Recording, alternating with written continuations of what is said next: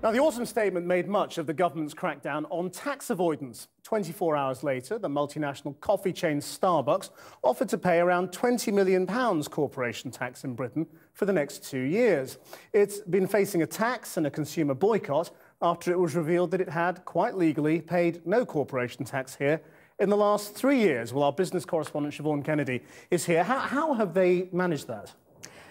Well, Starbucks is being singled out, Krish, as one of the multinational bad guys, if you like, by MPs and the public for not paying its fair share of tax here in the UK. Let's just quickly remind ourselves of how they got themselves into this trouble and look at some of the numbers here. Last year, Starbucks had sales of nearly £400 million, as you can see there, and yet it claimed to make losses of nearly £33 million. So as a result, of course, it paid no corporation tax.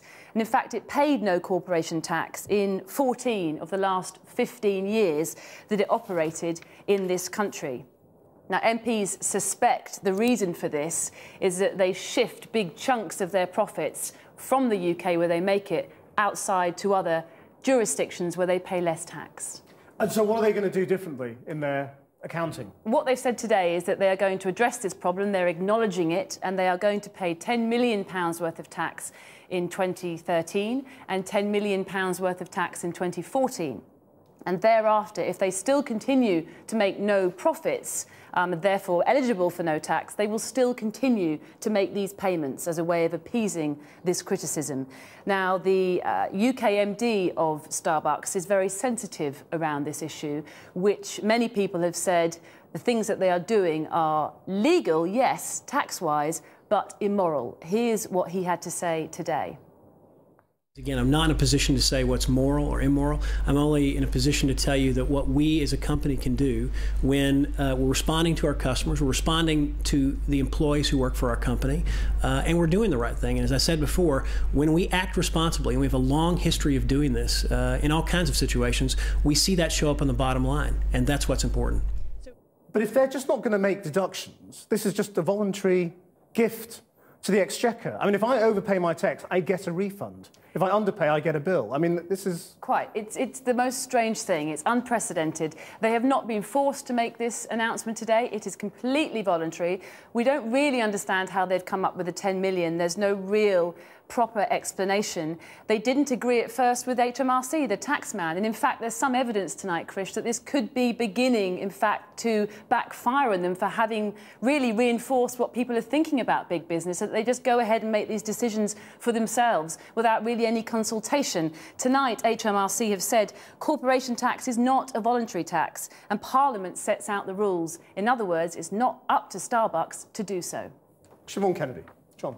And no one from government was available to talk about this. But just before we came on air, I spoke to Labour's Shadow Business Secretary, Chukwuru Muna. And I put it to him that Starbucks' decision was good news.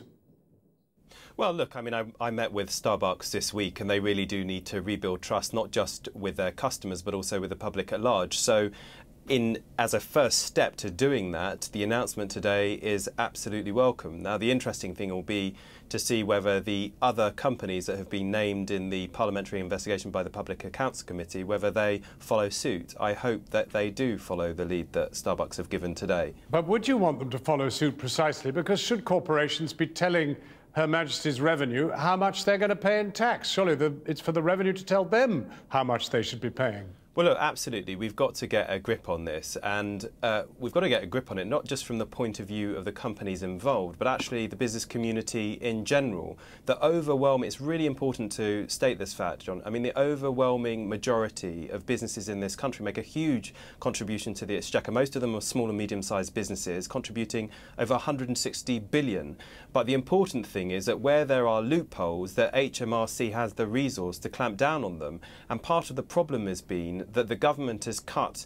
There's been job losses in HMRC of about 10,000. And although in the autumn statement yesterday they gave HMRC an extra £77 million, that's nothing compared to the 15% funding cut that HMRC has faced. Yeah, over but the course I mean, of this when you were in power, you know, they had a full complement of inspectors, and still they didn't, as you put it, get a grip on it. In fact, your government completely lost its grip on it. It was under your government that these awful deals with people like Vodafone were struck. Well, I simply don't accept the picture that you paint of the action that the Labour government took.